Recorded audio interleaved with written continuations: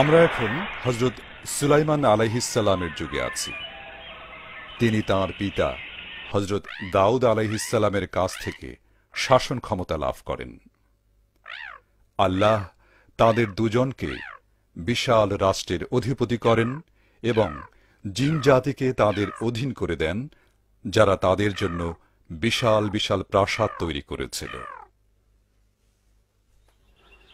শুকরিয়া মহান আল্লাহর, যিনি আমাদেরকে সৃষ্টি করেছেন এবং সুলাইমানের মতো নবী দিয়ে সম্মানিত করেছেন। সত্যি তিনি তার পিতা হযরত দাউদ আলাইহিস সালামের নিকট থেকে ক্ষমতা গ্রহণের পর প্রত্যেকটা সৈনিক এবং রাষ্ট্রের প্রত্যেকটা নাগরিক পূর্ণ আনুগত্য প্রকাশ করছে। আল্লাহর ধর্ম যুগে যুগে এভাবেই পৃথিবীতে টিকে থাকে।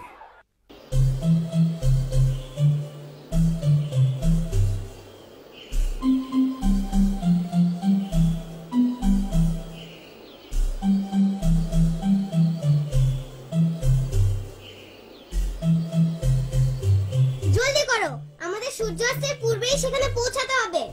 কিন্তু বোঝাটি খুবই ভারী, আমরা আগামীকাল করতে পারি না?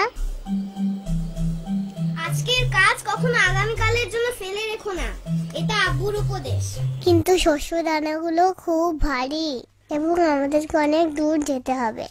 আমরা অলস নই, একেবারে কাজ শেষ করে তারপর বিশ্রাম। এদিকে আসো, জলদি করো, আমরা ঢিবির কাছেই চলে এসেছি।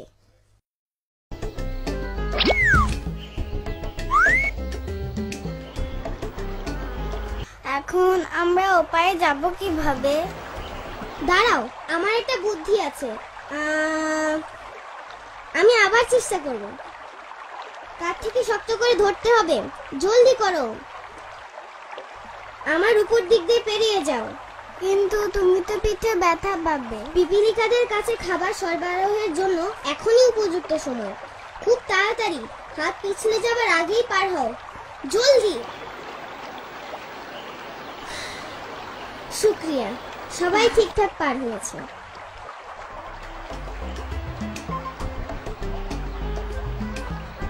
এভাবে তোমার হাতগুলো ভেঙে যেতে পারতো। এটা আমার কর্তব্য। উফ, আমার পিঠ। এটা আমাদের বহন করতে হবে। পুরো শীতকালের জন্য এটা আমাদের খাদ্যের মজুদ। ওয়াও, দেখো দেখো, পিপিলিকা দিদি, আমরা চলে এসেছি, আমরা চলে এসেছি, আমরা পেরেছি, দেখো আমরা পেরেছি।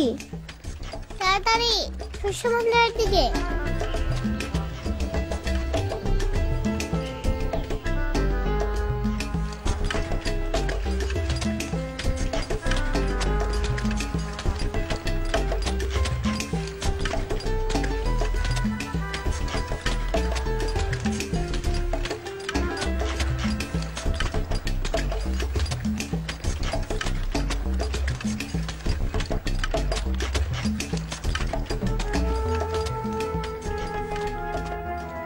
শুকরিয়া আল্লাহর, তুমি আমাদের বিশ্বাসী বানিয়েছো। সকল প্রশংসা তোমার, যে তুমি আমাদের নবী সুলাইমানের সময় সৃষ্টি করেছো, যিনি আমাদের ভাষা বোঝেন, যিনি সকল পশু পাখি এবং জিনেদের ভাষা বোঝেন।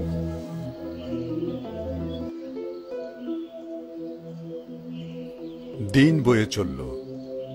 হযরত সুলাইমান আলাইহিস সালামের অনুসারীরা বিভিন্ন প্রান্তে ছড়িয়ে পড়ল রাজ্য বিস্তারের জন্য এবং আল্লাহর দ্বীন প্রচারের জন্য।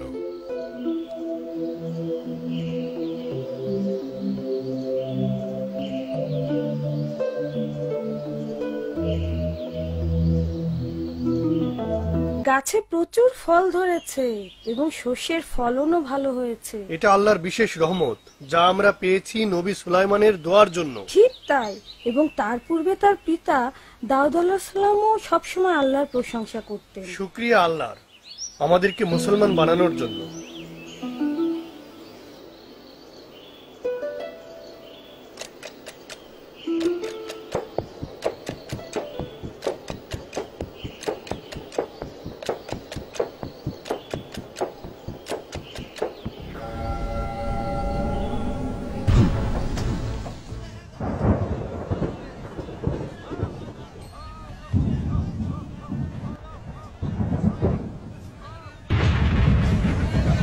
ওইদিকে না, এদিকে আসো, এইদিকে আসো, আমাকে অনুসরণ করো।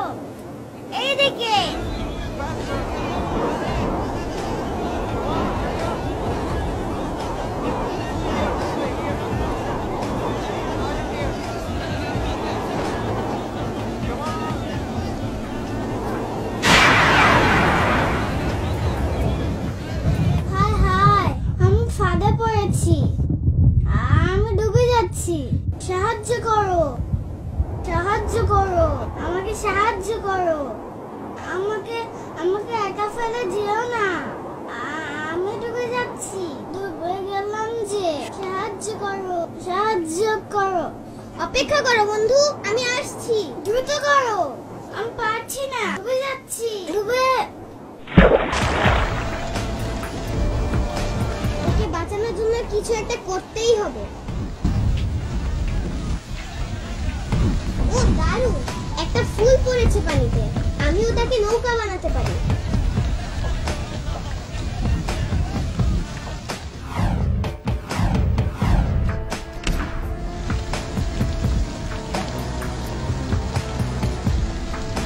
আমি তোমাকে ডুবতে দেব না, ধরো, তোমার হাতটা দাও। এই তো, বেশ, তুমি এখানে দাঁড়াও, আমি বইটা চালাই। দয়া করে দরজাটা তাড়াতাড়ি খুলুন, আমি ছোট্ট পিঁপড়াটাকে নিয়ে এসেছি। তাড়াতাড়ি করো, পানির স্রোত দরজার কাছে আসার আগেই। বাঁচা গেল খোদা, পেরেছি শেষ পর্যন্ত। বৃষ্টির ধারা অব্যাহত রইল। গ্রীষ্ম আসার আগ পর্যন্ত পুরো সময়টাতেই প্রচুর বৃষ্টি হল।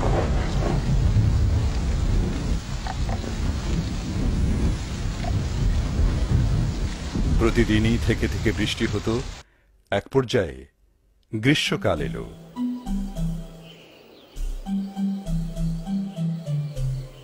পিপিলিকা রাজ্যে আবার প্রাণচাঞ্চল্য ফিরে এলো।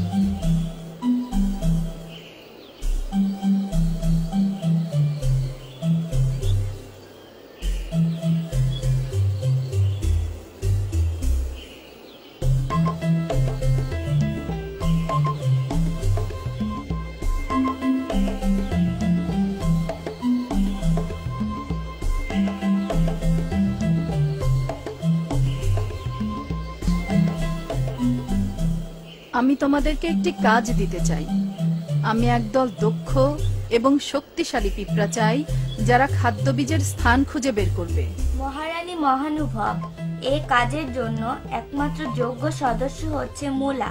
সে সাহসী, শক্তিশালী, বিশ্বস্ত এবং সে ইতিপূর্বে অনেক পিঁপড়ার জীবন বাঁচিয়েছে। খুবই চমৎকার। সত্যি যদি সে এত দক্ষ হয়, তাহলে এখনই ডেকে পাঠাও। বন্ধু হে, খুব মনোযোগ দিয়ে শোনো। আমি তোমার জন্য অত্যন্ত গুরুত্বপূর্ণ একটি কাজ নিয়ে এসেছি। তোমাকে কঠোর পরিশ্রম করে নিজেকে প্রমাণ করতে হবে। চিন্তা করবেন না, আমি আপনার মুখ রক্ষা করব, ইনশাআল্লাহ। সৌভাগ্যক্রমে আমার একজন ছোট্ট বন্ধু আছে, যে ঠিক ঠিক জানে কোথায় শস্য দানা পাওয়া যায়, এবং আমি আজই তার সঙ্গে কথা বলবো।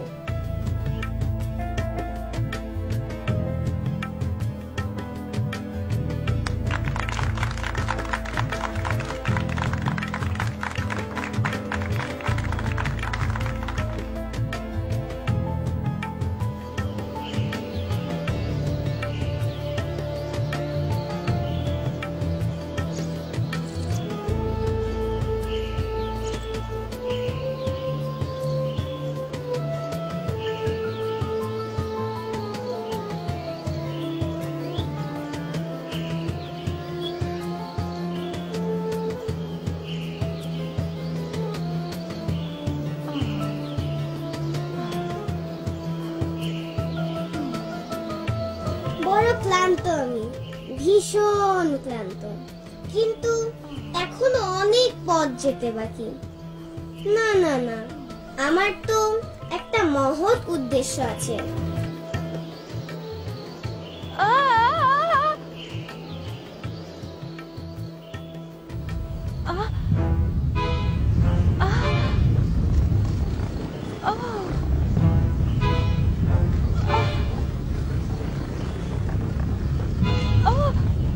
সাহায্য করো, এসব কি? আমাকে দ্রুত দৌড়াতে হবে, নইলে ওরা আমাকে মাটির সঙ্গে পিষে ফেলবে। না, আমি দ্বিধা করব না, আমাকে আমার সাথীদের বাঁচাতে হবে। যদি আমি আমার কর্তব্য পালন না করি, তাহলে আমার শক্তির কি দাম? সুলাইমান আলাইহিসসালামের বাহিনীতে যোগ দিয়ে আমি সম্মানিত। আমিও আল্লাহকে বিশ্বাস করি এবং তার নবীদেরও। এটা আমাদের সবাইকে শেষ করে দিবে। এ দেখছি এক বিশাল বাহিনী, এবং তাদের যে কেউ আমাকে পায়ে পিষে ফেলতে পারে। হে আল্লাহ, এরা দেখছি আবার পিপিলিকার ডিবির দিকে যাচ্ছে। এখন দেখছি আমার সব সাথীরাই মারা পড়বে। তাদেরকে জলদি সাবধান করতে হবে। সৈন্যরা দেখছি এই পথেই আসছে। আমি বরং এদিকেই যাই, দেখি তাদেরকে বাঁচাতে পারি কিনা। এই তো এসে গেছি। এই বন্ধুরা, শোনো, তোমরা তাড়াতাড়ি করে ঘর থেকে বেরিয়ে যাও। সুলাইমানের সেনাবাহিনী তোমাদের পিষে ফেলবে। ওরা এদিকেই আসছে।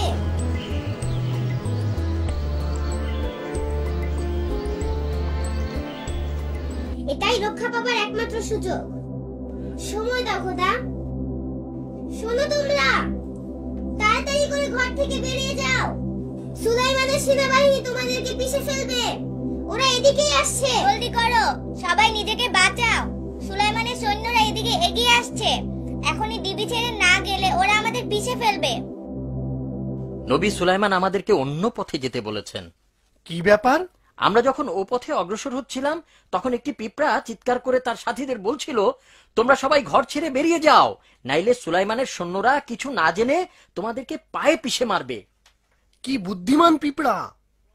নবী তখন মুচকি হেসে সৈন্যদের অন্য পথে যেতে বললেন এবং আল্লাহর নিকট প্রার্থনা করতে বললেন। প্রার্থনায় তিনি কি বললেন শুনি, যাতে আমিও তার মতো প্রার্থনা করতে পারি।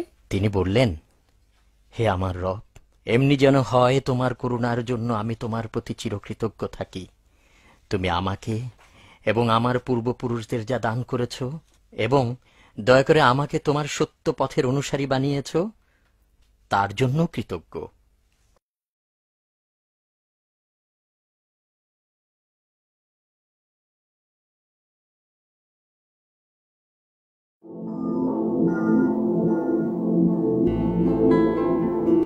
যখন আল্লাহ মাটি থেকে আদম সৃষ্টি করলেন এবং তাকে